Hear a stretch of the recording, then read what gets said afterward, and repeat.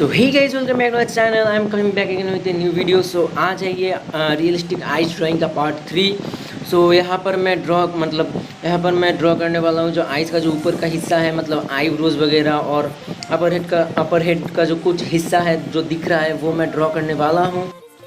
और मैं यहाँ पर पेंसिल यूज़ कर रहा हूँ फेबर कैस्टल का 6B, 3B और 8B, और एक डूम्स का मतलब एकदम लाइट पेंसिल जो कि 2B या फिर HB शायद है।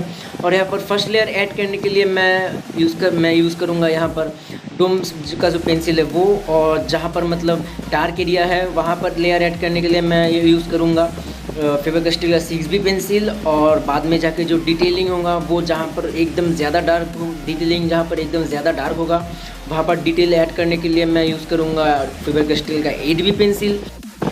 और जहाँ पर डिटेलिंग एकदम लाइट दिखेगा वहाँ पर मैं यूज़ करूँगा वही डोम्स का 2HB pencil, either 3B pencil Faber Castell का।